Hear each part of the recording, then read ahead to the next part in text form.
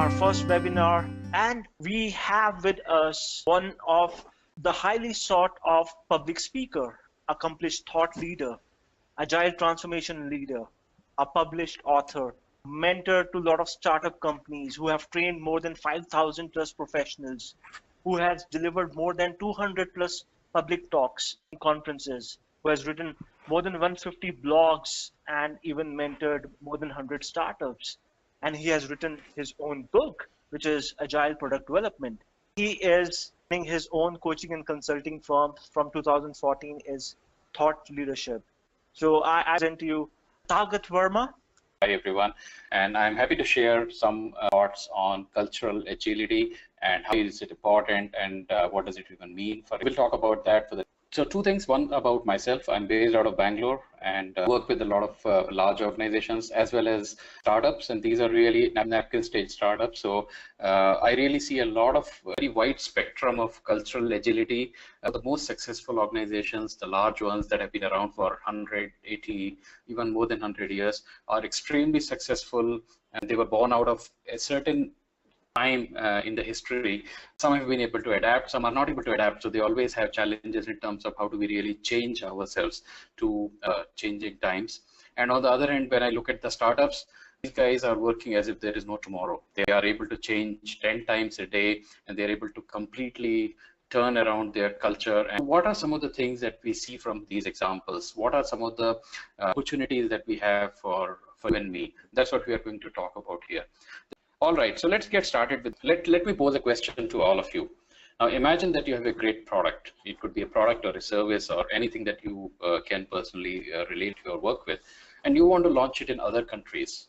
It should be very easy, right? I mean, you already have a successful product on your hands. What could be more difficult than just going somewhere else and kind of launching it there, right? Let's look at some of the examples. So let's see what some of the companies dealt with. Let's start with the food, right? So KFC has this slogan, right? Finger licking good. And they went with the same thing, and they went to China, but they found that it didn't quite work actually, because the slogan, when it was translated into Chinese, best translation it came to was actually eat your fingers off, which was not something obviously they wanted to do. So that kind of boomeranged there, and they had to change it and so on. Take another case of a baby food products Gerber, and they basically would do a labeling of the box with a picture of a cute white American baby there on the box, and that's how they started selling that in Africa.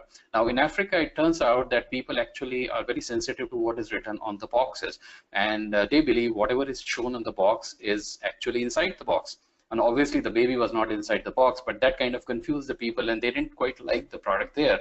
Obviously, the Gerber guys had to kind of look into that and see how they can change that. Take another example of Colgate. Now, Colgate has been around for, like, I don't know, 50, 70, 80 years all over the world. There's probably no part of Earth where Colgate doesn't know how to operate there. And yet they basically, when they went to France with another new paste they made, Q, it actually boomeranged, because it turns out that Q is actually a very popular pornographic magazine in France. So it's kind of, you don't want to be confused, people to confuse your product with of all the things, a pornographic magazine there. And yet a multinational company like Colgate probably did not get the whole thing right when it kind of went there. Same kind of thing happened to the makers of Vicks in Germany, because when they went to Germany, they realized that V is not pronounced as V, and it's actually pronounced as F. So Vicks actually ended up taking the pronunciation of something else, which I'm not going to repeat here on the webinar, for all you nice folks. So I think these are some of the things which kind of created unnecessary issues there. Or for example, take the case of UPS. When UPS went to Spain, they have these their brown vans, and because in Europe the cities are smaller, they don't have the big trucks, they have the smaller vans. So this is how a UPS van would look like. And unfortunately in Spain, the brown vans, they actually are the hearse vans, and they were like the Spanish people were quite shocked when they say, hey, we are not going to send our parcels in the van which is taking dead bodies, for example. Actually, they had problems even in Germany because of the brown shirt, because brown shirt in Germany is very culturally inappropriate of the Second World War related history. So some of these companies, which are great big companies, big brands at the back home, they just were not able to kind of adapt to their international expansion, and they ended up being in those on the slippery slope. But then you might argue and say, hey, we are IT guys, we are different. We don't really get into this because all our examples seem to be in the international marketing blunders category there. We are IT guys, why should it have an impact on us, right? Well, it turns out not quite so, because let's look at some examples here which will help us understand from information technology age companies, if not outrightly IT. Right. Let's start with Intuit Quicken.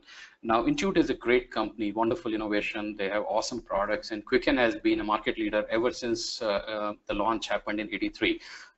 Even Microsoft has not been able to really upset them from their #1 position there.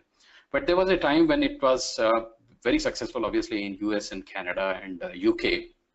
And then in '93, they went and launched it in Japan, Mexico, South America, and some other European countries. And obviously there was an initial press and so on, but after the initial press was over, they realized that the product was not really moving. The sales was really down, and there was negative publicity and all that kind of a thing there. It turned out that it was just a language translation of the American product, and the users quite did like the product there. And it was not even an execution problem. It was not as if people had watched up the whole thing about translation. The product itself was based on whatever was the kind of way people did business with the tax and accounting software in the US, and they were simply trying to kind of impose it on Japan and Mexico and a lot of other countries, which obviously had their own different way of doing things. So while people might have the same modern business practices, the way they carry that out was quite different there, which is what Intuit learned. So Intuit literally actually closed down those activities there on the international operations and had to get back to the drawing board and really understand how do they design the products better for international markets. Take another example of Walmart. And Walmart, when it went to Germany, they learned this lesson firsthand back in '97, '98. They acquired two companies, Wortkopf and Interspar. And even though the reasons are kind of, people keep debating the reasons, but most of the people agree that culture played a big role in almost $1 billion of losses. And I think this is substantial there. And when you look at the way things happened in Walmart Germany, there were some internal practices and management styles that did not suit the German workforce. For example, chanting the name of the company every morning. Now, maybe that was a practice that was happening in Walmart in the US or other places, but it certainly didn't work very well in Germany. Or the autocratic nature of management. Now, Walmart is a great big company there. I would have reasons to believe that they are not meaning to be autocratic, but whatever was the management style, it turned out that the workers in Germany did not like that, or encouraging the spying on co-workers and even dismissive attitude to employees. So these were a lot of things which obviously would be controversial in many workplaces, which actually happened there and created a problem, and Walmart had to exit out of Germany with $1 billion of losses. Take another example of Target Canada, and this is something which actually has a lot of IT component in that. If you read more on the case study of that, and this happened just a few years back, so this is like fresh from memory. So Target guys entered Canada in 2013. They bought 220 leases of Zellers. Now, Zellers was a defunct discount chain, so obviously it had a different kind of positioning in the minds of Canadians. But then things didn't quite work out. In fact, they realized that the stores are not going to be profitable until 2021, and they actually shut down the 133 stores that were kind of ready by 2015. They laid off 70,000 people, and they wrote off a lot of $7 billion, and actually lost a lot of goodwill there. So obviously, somebody would argue and say, hey, Americans and Canadians are like neighbors, and what could be so different about them? But it seemed like even though they had a similar lifestyle as Americans had, but they had a very different set of behaviors. And I think that's an important part which we need to understand as students of culture or students of product development, or people who are developing products and services for our customers across the world, that people, they might look alike, they might have the same mannerisms, but they actually have very different behaviors. In fact, there are other examples of retail, like Tesco's Fresh and Easy stores in the US went bankrupt. That's from the UK, they just went to the US and that didn't work out. Best Buy had to close the stores in UK after less than 2 years, and Walmart had to pull out of Germany, as we saw in the last case study, and also South Korea. And Carrefour, the French retail giant, they had to leave Algeria and Thailand. So these are all big names. These are all very, very respectable and reputed names who understand how to do business in any part of the world. But even then, when they went to the international expansion, they were not able to adapt to the cultural differences very gracefully, and they faced problems there. Let's look at some of the mergers and acquisitions, because that's actually a great way to study how the mergers and acquisitions actually bring two entities which have probably different kind of culture to come together and start operating as one family, one unit. And if you look at the data here, the data looks very scary, because these are some of the real numbers. The Wharton study says 83% failed to create a sustainable competitive advantage. And the Harvard study says that 66, so almost 2/3 of them failed to add shareholder value. I mean, the whole M&A is really meant for the shareholder value augmentation, and 2/3 of them don't even do that. And in fact, Deloitte study says that 60% destroy the company value completely.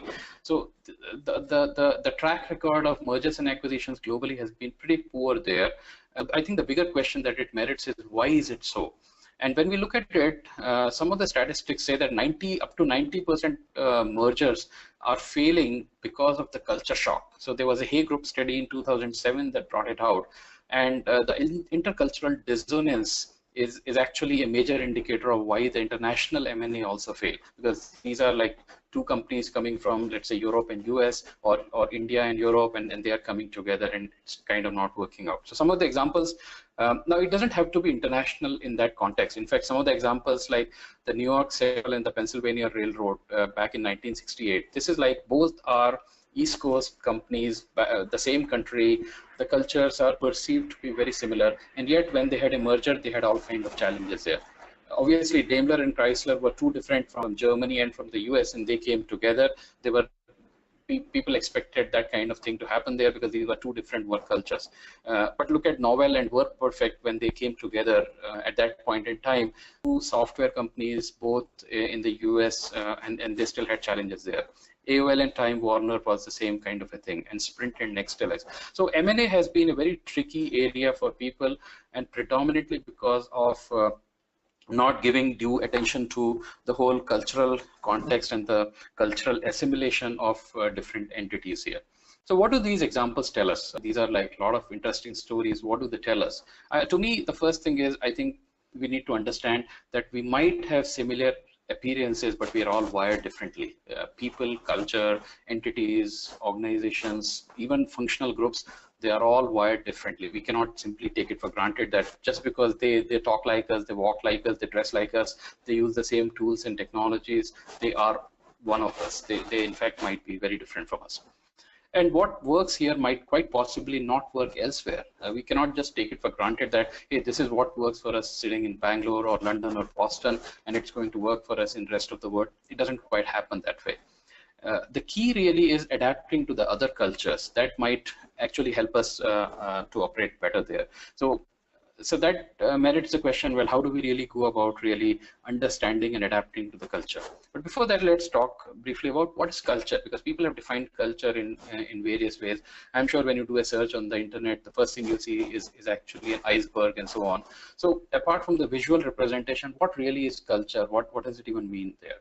I'm just offering a few point of views here. I don't think anyone can actually give a single comprehensive definition. I'm just offering a few perspectives for your inspection here. So the first is from Mahatma Gandhi, for example. He said, a nation's culture resides in the hearts and the soul of its people. So basically, he brought the whole people element very strong when he talked about culture there. Marvin Power, the founder of McKinsey, he said, the way we do things around here. I think that's a pretty neat way of summarizing what a culture of a company might be. Like, how do we do work here? That's basically what is the culture of the place. Peter Drucker gave a very famous statement. People actually argue and say that he never gave that, but it's attributed to him anyways, which is culture eats strategy for breakfast. And I think that was a very important and a very grim reminder to the CEOs and the CXOs that you might have a very fabulous strategy all worked out, everything there, but what really is the culture of your workplace is really what is determined in the trenches of the organization, and that is what is really going to kind of make or break the day. For example, I used to work for Yahoo for multiple years, and one of the things that I saw there was every year we literally saw a lot of new strategies and new kind of things coming up with the new leaders that were there. But end of the day, none of those strategies were really kind of able to materialize or take us to the next level. The culture of the place was very strong in terms of people really looking at more innovation, more autonomous way of doing things, more collaboration, more teamwork, and that alignment between what people believed in and what the C-suite wanted them to do was kind of weak and broken, and that never allowed us to kind of go to the next level. And finally, Lou Gerstner, IBM chairman, he said, the thing I have learned at IBM is that culture is everything. I think, I mean, this is like coming from the biggest software company. And I think this kind of summarizes the whole point of view, which is culture is not about processes and systems and policies and thick manuals and what have you. It is end of the day all about how people are. It is something which how people interact with each other, how they talk to each other, how they support each other, how they collaborate with each other. These are some of the most important indicators of what culture is all about there. So how can we understand the culture of a workplace there? Now, obviously, the best thing would be for us to actually go and immerse ourselves into that workplace, because that would be the best way to really understand the workplace culture. We have a good model to kind of deconstruct that from Edgar Schein. Edgar Schein was a professor at MIT Sloan School of Management, and he has given some very wonderful perspective of that. Let's just examine that. So the first thing he says is artifacts are something that that are the visible part of it. Now, these could be, for example, the organizational structure, the processes, and so on. The thing is, they are visible, but they are actually very hard to decipher. We don't know why the organization structure has been done this way, or we don't know why they have done. We know when we see something that yes, it is there. So for example, one of the examples he gives is pyramids. Now, pyramids are even the Egyptians built the pyramid, and even the Mayans built the pyramid. But then they built it for two different purposes. The Egyptians built it, the pyramids, as a tomb, and the Mayans built it not only as a tomb but also as a temple. So if you look at the pyramids, you might think, oh, both are alike, because well, we know the Egyptian pyramids and probably the Mayan pyramids are also same. But the reality is that these are two different things there. They look alike. So the visible part doesn't mean we understand why something has been done the way it has been done. So it's really hard to decipher, even though it's the easiest thing that we can spot. And these are something which are kind of, so the best thing would be for somebody to actually go and immerse themselves to understand that. But if they cannot do that, they need to probably step down to the next level and really understand the espoused beliefs and values. And these are the ones that are the shared strategies and goals and philosophies of the organization. These are why organization is having a common mental model about doing things. For example, if a company says we want to be the world's best search engine, what are the things that are really driving them, for example, to do that? So these are kind of the collective mindset of the organization, which in turn, if one wants to understand, has to go to the next level of really understanding what are the underlying assumptions about things. These are the things that we take for granted. These are the perceptions and thoughts and feeling and so on. And we just, so what happens is that these assumptions are not even visible to the people. Why are we doing it in the first place? All we see are really the artifacts at the top level, and we start making our own interpretations based on that.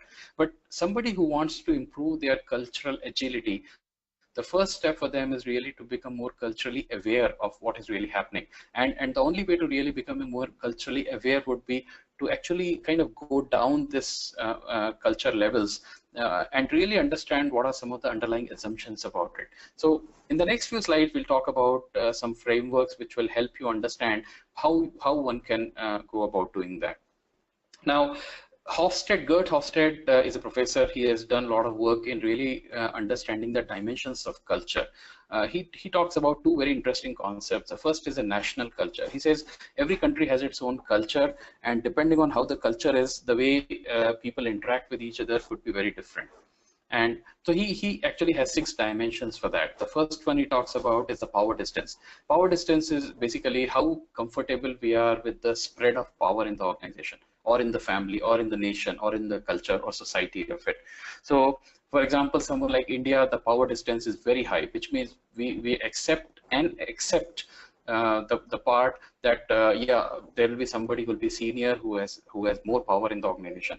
Whereas there might be some other cultures that are more egalitarian. If you go to the Nordic countries, for example, Sweden or Norway, then it is very, I mean, the same power distance would be very different. It would be very low because people are more closer and similar to each other, more homogeneous in that sense. The power is not something which is seen as a big differentiator in that sense. Second could be individualism versus collectivism. So some cultures favor people to be heroes on their own, and they are like fighting it out by themselves. On the other hand, there might be some cultures that are more collective in nature. So they are looking at teamwork and collaboration and solving the problems together. We'll take an example in the next slide. It will be a little more clear to you when we compare countries. Then there is a third element, which is masculinity and femininity. Now, this is not in the true sense of gender term that we use, masculine and feminine, but this is basically the hard and the soft elements of the mindsets. So masculinity in this context is all about an achievement or an orientation, or something which is very aggressive and really pushing hard and that kind of behaviors. On the other hand, femininity is something which is really taking care of things, taking care of people around us, and building a quality of life, and so on and so forth. So, for example, a country which has a very low masculinity score, which means very high femininity score, is Sweden, for example. I've had a chance to live in Sweden long back, and I can relate to that because people have very strong focus on quality of life and caring for others and caring for environment and so on, and not so aggressively pushing something there. Uncertainty avoidance index is the fourth one, where the whole idea is every culture has learned how to deal with things that are unknown at this point in time. So we don't know the future, we don't know what's going to happen there. To what length are we going to go to basically avoid the uncertainty about it? That's the whole idea there. Now, some cultures are very comfortable with the uncertainty because they know that, hey, it's going to turn out fine at the end of the day. But some cultures may not have the same level of acceptance to that, or a tolerance to that, and they will actually try to do something there quickly just to get to the point. The long-term orientation versus short-term is, I think, quite self-intuitive. The whole idea is to really see, do things which have a more long-term repercussion, and some cases we have a more short-term. And finally, indulgence versus restraint. The whole idea there is that there are certain cultures which basically really believe in building a quality of life and really being a very flashy kind of a thing, whereas restraint could be a way in which other cultures try to preserve their social energy, or how they do the things there. So let's take an example, like for example, a lot of us might work in India or US or China. I mean, there can be other countries as well. I've just taken one example here. How different are they? How are you going to, so if you're going to have a team member, or you're going to have a customer, or you have an outsourcing partner in other part of the world, which is in India or US or China, and how are you going to deal with that? How do you compare these things? So this is a very interesting graph which actually will help you understand some of the high level things there. So if you look at the power distance, you will see that the power distance is very high in India and even higher in China, because we know that we are a socially hierarchical kind of a society, and people like to follow the social order there. But when you look at US, it is kind of medium. So the power distance is not so high compared to that. And obviously, if people are working together from India or China with the US, they will find some kind of challenges to overcome, because people's perception about what is the power distance are very different in these cases. Look at individualism. It's diametrically opposite. India is medium, US is very high at 91 and China is very low at 20. So China really favors a lot of collective way of doing things, a consensus driven approach, whereas US is a very individualistic kind of an approach there, where you are by yourself and you have to really, the onus is on you to really go and get the right people on board and then drive the whole thing there. Right? Masculinity, if you see, well, kind of consistent in the mid-range, but then US is more masculine in that sense than India, and then China is even more. So it's more aggressive in terms of really doing things here. Uncertainty, if you see, India, US tend to be in the medium, but China is more comfortable with the uncertainty. And this could be given the fact of their cultural history, how they have shaped there. Long-term orientation is another one where it's very different numbers get thrown up. Predictably, as you would see, like the American style is a very quick and action-oriented and result-oriented, and the long-term orientation is very low. But in China, it's diametrically opposite when people are really looking at building a more long-term kind of an association and so on. So these are some of the very big differences. India is on the middle there, and indulgence is once again where India and China tend to be more conservative, but Americans tend to be more splashy there and kind of have a more visible kind of way of kind of building the whole lifestyle around it and all. So now this obviously is a very just scratching the surface, but it gives a perspective that nations are different, people coming from these nations. Now obviously there's no guarantee that everyone coming from India or China or Japan is going to fit into this mold. There's no way I'm suggesting it. But by and large, one can actually make a broad based cultural study that, hey, these could be some of the wide challenges that I might need to, and especially if you're dealing with one person, they may not fully apply. But if you're dealing with 500 people, you can expect these cultural patterns to be kind of visible there in the way you do things. So it obviously is very prudent to then find a strategy. If you perceive the gap to be too high, what are you going to do about it, right? The second thing that Gert Hofstede gave was the organizational culture, and he talked about the organizational culture dimensions as well, that no two organizations are alike, and depending on what kind of behaviors are being more accepted or more promoted, these could turn out to be very different there. So he gave these 6+2 dimensions there. We'll just quickly see them. So means versus goals oriented, I think it's very easy to understand. Some companies focus more on the means, that hey, you have to follow a certain process, follow the protocol, follow the right way of doing things. Like if you work for government, for example, the means are more important, that there is a formal protocol. I used to work in government long back, and there is a very clear cut way in which how the flow of information and the flow of decision making happens, for example. Whereas if you're working for an organization which is a more goal oriented, which doesn't care about what rules are there, they just say, show me the result, show me the money, kind of a thing. So obviously these could have two different ways of doing. Internal versus external. Internal is something which is like, hey, we don't really care about what you as customers are looking for.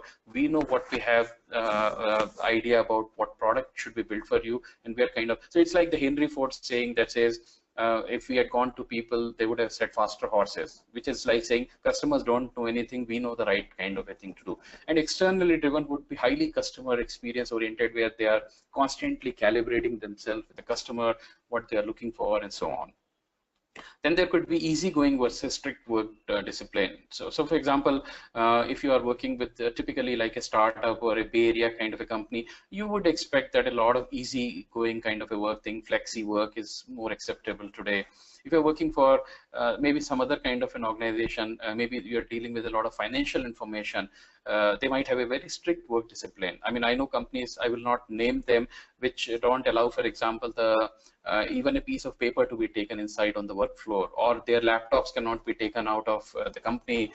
The laptops are only meant to be used inside the company, and so on. So obviously companies have their different requirements, and they would plan accordingly. Then there could be local versus professional, where local is like more like a family kind of a mom and pop kind of a thing, little more than mom and pop kind of a thing, but it's like more relationship oriented. People are kind of more welfare kind of a thing. I remember actually there's a friend of mine who lives in a beautiful small town, and he runs a training business, and I had a chance to go to that place and go to his home, and it's like his staff comes to his home for dinner, for lunch basically. So the lunch is not just a family meal, it is even the employees eat it on the same dining table with him, and the employee, they are basically like members of the family. They are serving the food, they are eating the food together, they are enjoying it. Now he has built it in a very different manner there. On the other hand, a professional organization would need somebody where, because of either the volume of the organization, such kind of things may not scale up to that level. So, and then there could be open versus closed system, how ideas are encouraged and how people are encouraged to participate in the decision making of the organization and so on. And employee versus work oriented, again, like what is really more favored? Is it the quality of life kind of a thing? I know one organization, again I will not take the name, which has been a very relaxed kind of an organization for the last 20 years here in Bangalore. In fact, one would even go to the point of saying they don't have fire in the belly. They are very happy and contented lot, and that's their value proposition. They basically believe that if you're looking for a compatible value of life, you should come and work for us. Whereas there might be other things which are more work oriented, where working 80 hours or 100 hours a week is the minimum bar one has to qualify. And the other two factors are degree of acceptance of leadership style. How well people are really accepting your leadership style here. Are people finding it very abrasive, or people are finding it very conducive to how they do the things, and so on. And lastly, the degree of identification with your organization. How well do you see yourself associated, not just wearing the employee badge, but in more ways than one, in terms of thoughts and actions and deeds. Are you really identifying yourself with the organization? Are you personifying the values of the organization? That will have a huge impact on how the culture of the organization will evolve there. So these are the things which have an impact on how the culture organization there. So what we saw until now is that this is the way we basically understand the culture. Now, once we understand these are the pillars and dimensions of culture, what is the notion of agility all about there? So if we really see, I'll offer a few ideas on that.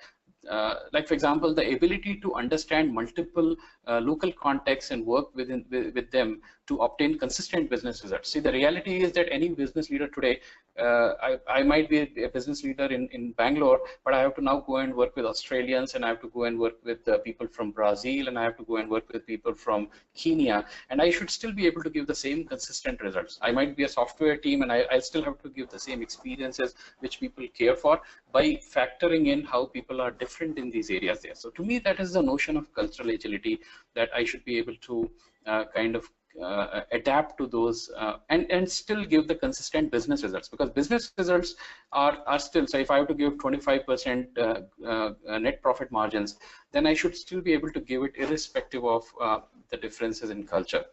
I'm following the work of Dr. Paula Caliguri in this session, and one of the things that she talks about is, she says it's really the mega competency which enables the professionals to perform successfully in cross-cultural situations. And we'll talk about one of the frameworks that she has given in her book into this session.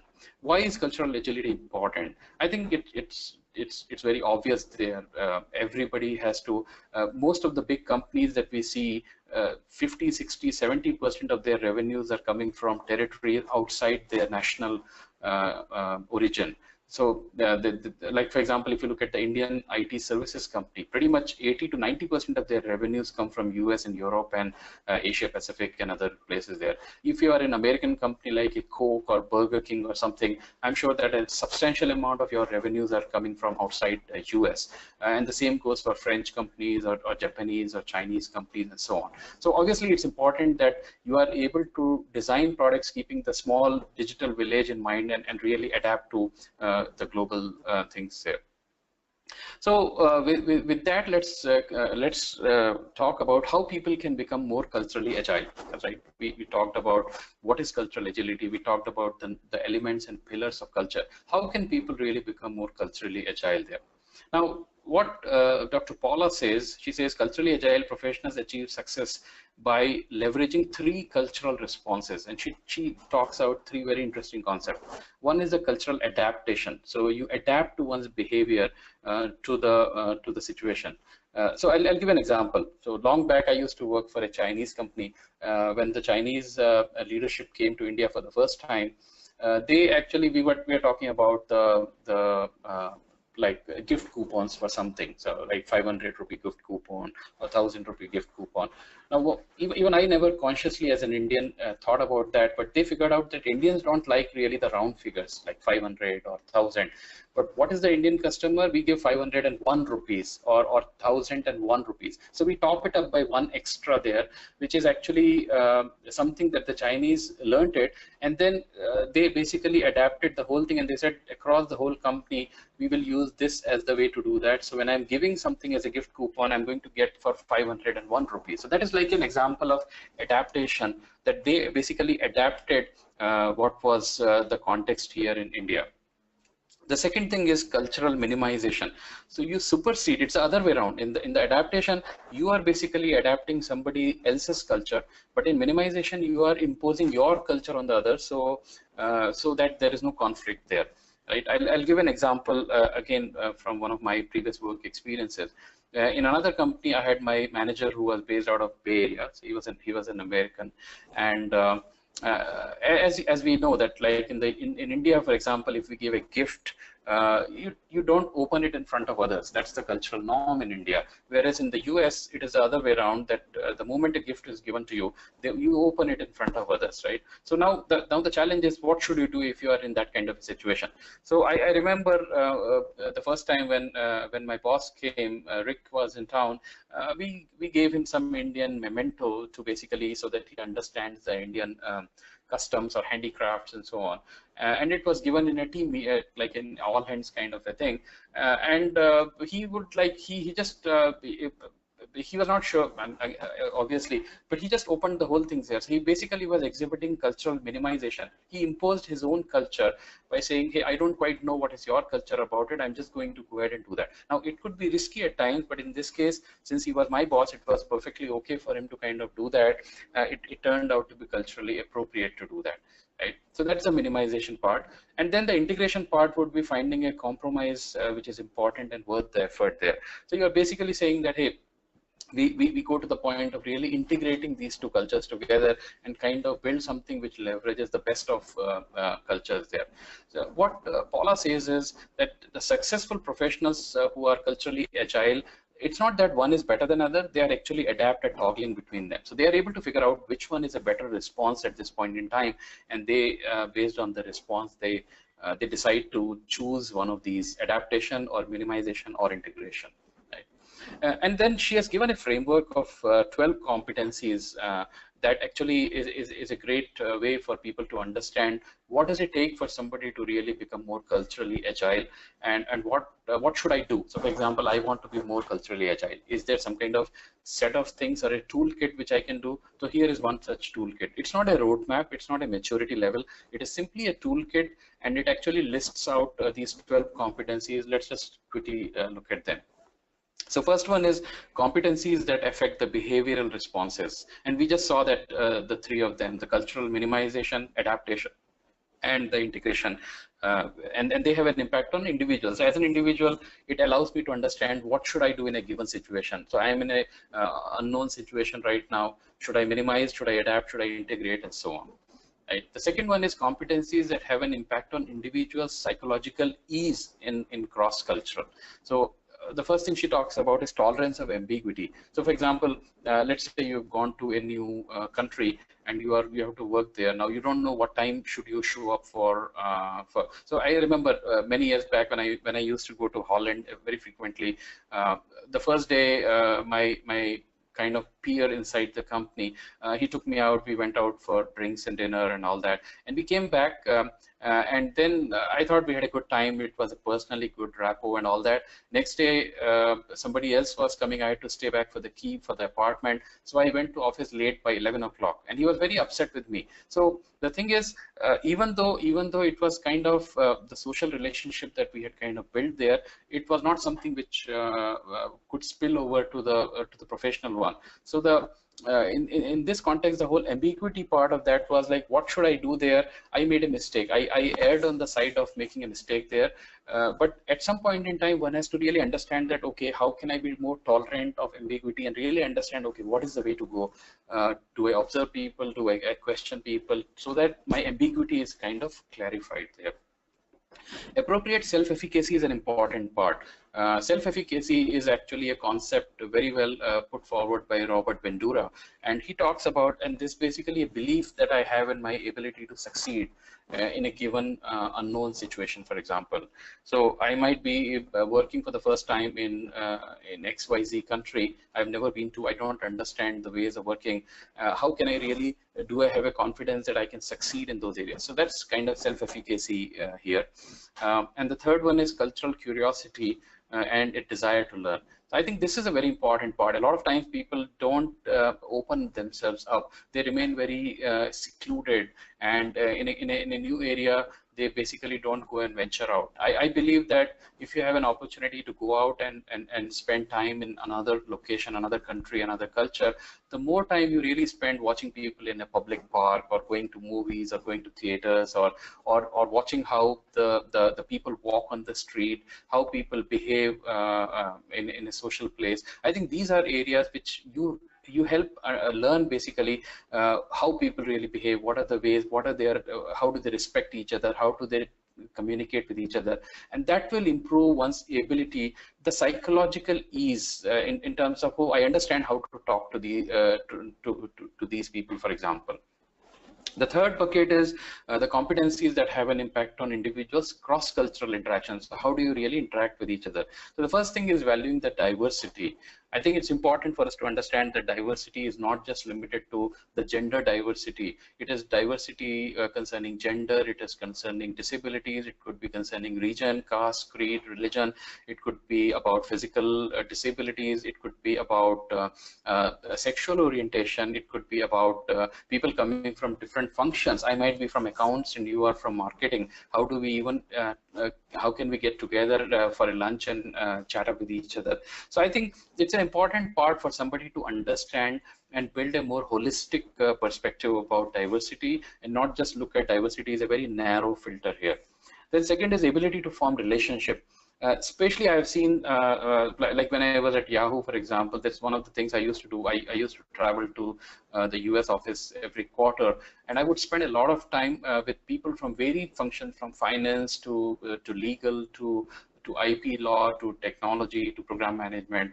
And I think this was an important part because the more relationship, we don't live in a hierarchical world anymore where hierarchy was the way to do things.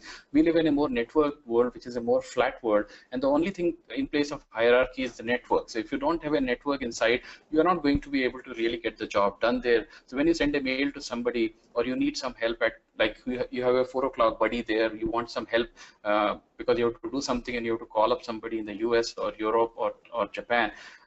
If you have not spoken to people and forged the relationships, it's going to be terribly difficult for you to get the things done there. And the last one here is perspective taking. Like, how do you really look at situation from different point of views? Most of the time, we just get fixated with our perspective. We don't really see from others' point of view. So how do you really see it from others' point of view and really get something done there? And last bucket here are the competencies that affect how you do things in a cross-cultural context there. So knowledge and integrating the cross-cultural issues there. How do you really bring them all together? How do you get people on the same page so that they can operate together? Receptivity to adopting diverse ideas. You might have people coming up with different kind of ideas. How do you really assimilate them all together and do that? And finally, divergent thinking and creativity. So how can you be very comfortable by having a divergent thinking, which essentially means that you are not going to have a closure on it yet, but you are able to bring a lot of ideas on the table, and then eventually you will start sifting through them and really have a convergent thinking. But right now, ideation is important. You don't want to have, you don't want to shoot down the ideas at this stage because that is going to stop people in their tracks. So you say, okay, anything and everything is welcome, and how do we do that? So bring those kind of perspectives so that people are able to bring that. So this is a cultural agility framework, competency framework, which Dr. Paula has given in her book, and she talks about these 12 competencies in detail. I think it's a good starting point for someone who is looking at improving their cultural agility there. And how do you build that? I think the most important perspective she has shared in the last 3 lines is, she says it's a practice, it's not an achievement. You cannot go to a classroom, you cannot get a certification in that. It's basically a practice. You have to apply it, and it's not a process. It's a process, it's not an event. It's not something that you can do for 2 days or 1 week and you are done. You have to keep doing it, because cultures are fluid, cultures are dynamic, even though they appear to be very static in nature, but the great cultures are always changing all the time. So if you really want to build very positive, long-lasting relationship, you want to look at how can you be a lifelong student of the cultures. So I think that's an important part of it. So the last few points here, but cultural agility for IT teams, what does it even mean? How do we really do that? Because we already have an Agile manifesto. Well, Agile manifesto is, I think, a great perspective. To me, it is one of the paths available for agility for software teams. There could be n number of paths. You can choose your own path, but Agile Manifesto provides one path there. And Agile methods are largely what I call as culture neutral, which means they don't really have any connotation of a European culture or an American culture or an Asian culture or Australian culture and so on. Even though one might argue and say that it predominantly came from the practices in the US largely, or UK, it still kind of is projected in a culture neutral manner. Right now, this could be very utopian at best, because not every team is ready for it right now, and it could be a daily chaos at worst. If the teams are not really able to see that, and their cultural elements are very strong, they would have. I find that typically there is a conflict here. So I believe a horses for courses strategy is much better than a one-size-fits-all. You cannot just say, for example, if you're doing Kanban or Scrum or something, and say, hey, this is the only one way in which Scrum will be done, for example. Now, there might be better ways of doing things. So, for example, a daily stand-up you may not want to do daily stand-up. As long as the intent of that is addressed, the methods could change. So, for example, some cultures might say, hey, we all get together for lunch and we would like to have it over lunch. Okay, if that's what they want to do, maybe you should experiment that and see if it works there. Why should there be one single way of doing things there?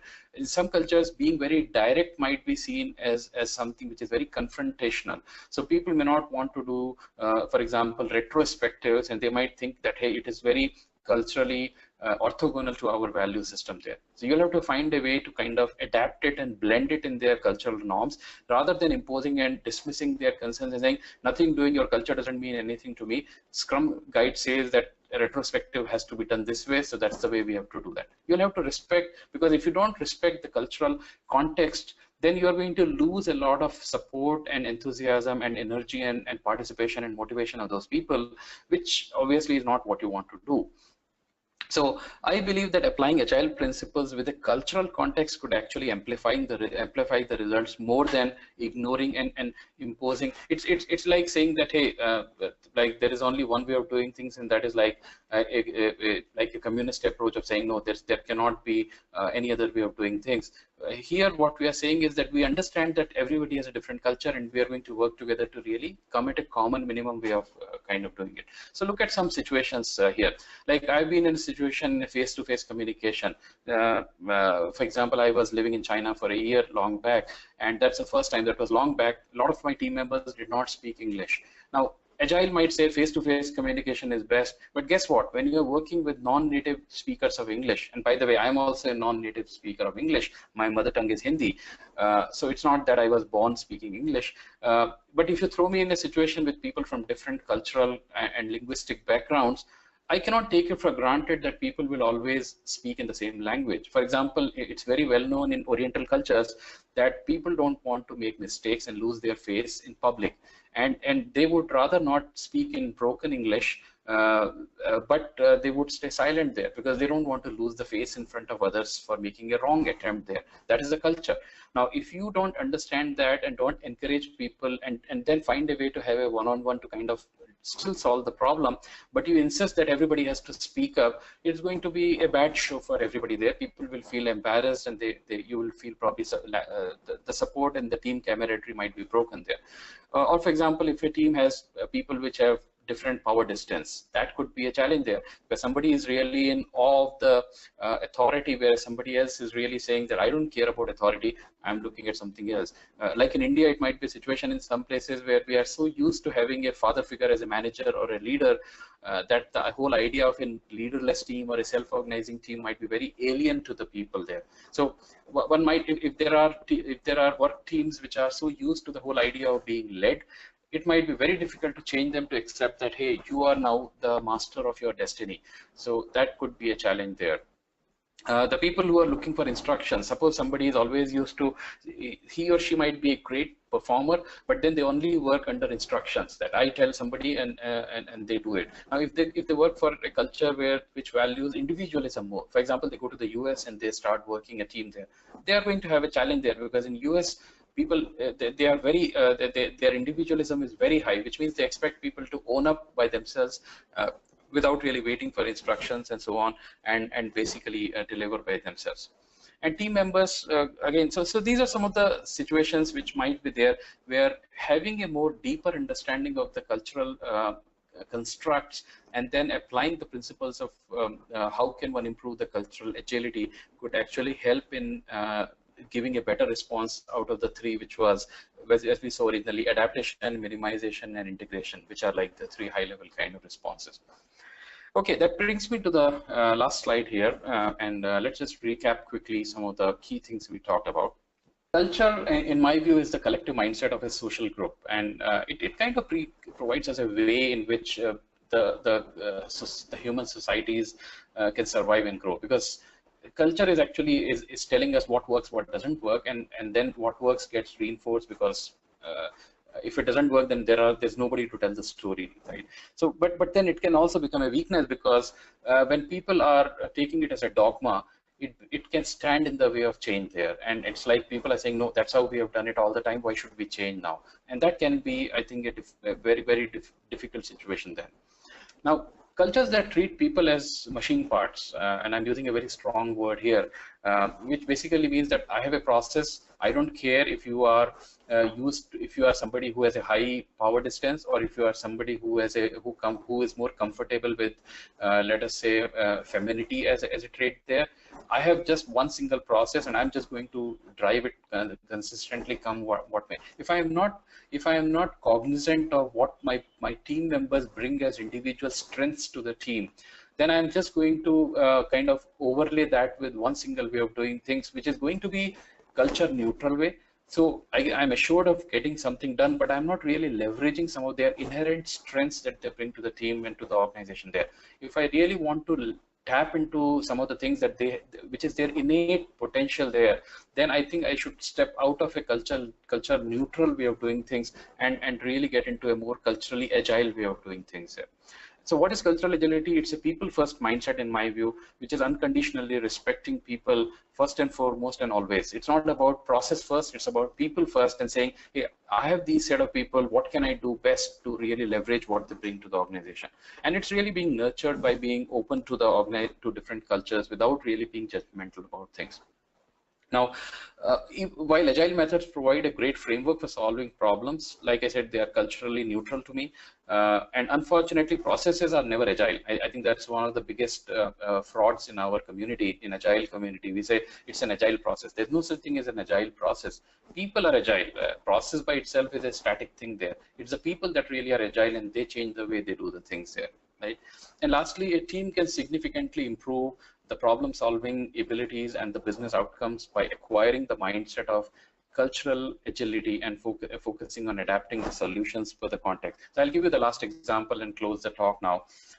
Recently, there was an announcement of IKEA coming to India, and there was this article in the newspaper how they went to 500 homes, and they actually visited them, and they understood how the Indian families use the furniture, how do they basically do that, and so on. And then they have decided to open the stores which are more tailored to the Indian tastes, the Indian preferences, the Indian behaviors, and so on there. They did not come with the arrogance of saying that, hey, we know how to do it in the rest of the world. We will sell you, we will tell you how Sweden buys IKEA or how US buys IKEA.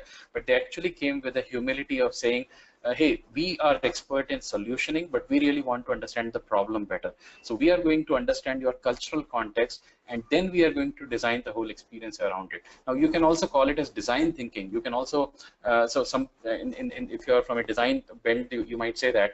But I think to me, this is basically the heart of what it means to be culturally agile, and really being able to adapt the way we are really going to offer the solutions to our customers. So this is, friends, the whole context of cultural agility. I believe this is probably the most important thing in today's world, because technology is the same, the workflows are the same, people, the way they are doing it, but how they are able to adapt to the given situations differently, in my view, is going to have a lot of repercussions on who will ultimately win the international game when it comes to working there. So with that, I think I will stop there. Thank you. Thank you, Tathagat. Thank you very much.